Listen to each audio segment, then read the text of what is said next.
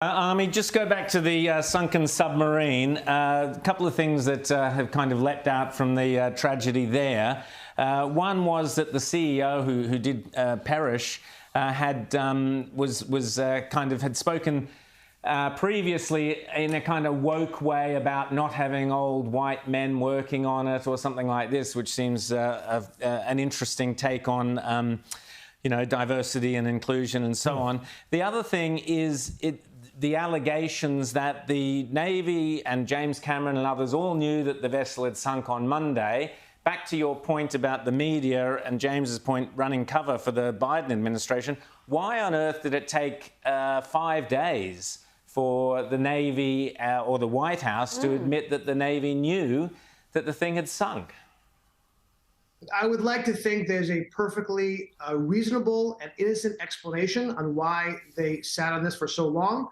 I'd like to think that was because they didn't know definitively, and they certainly didn't want to release that information. They didn't have definitive proof that they were all dead.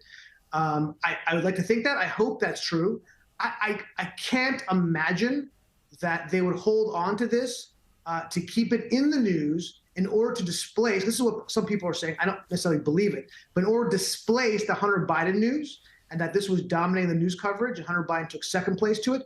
I would like to hope and think that that wasn't the case, and I don't think that it was. It is odd. I mean, James Cameron said very early on that once he heard that they had that implosion sound, he knew exactly that was the perishing and the death, unfortunate people on board.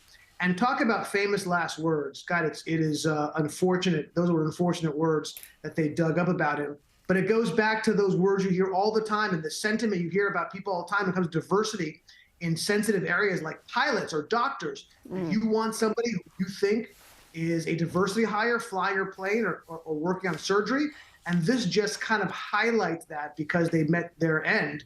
And obviously we don't know it's because of improper, personnel in dealing with this. But obviously, those words echo very loudly over the tragedy of what happened with that. Absolutely. Army Horowitz, always great to chat to you. And yes, you would be horrified to think that the White House was that cynical, but I got the inkling that way, way in the back of your mind there, you wouldn't be surprised if you did find out that that were the case. But maybe I'm just putting thoughts into your head, Army, and heaven forbid I should ever do that.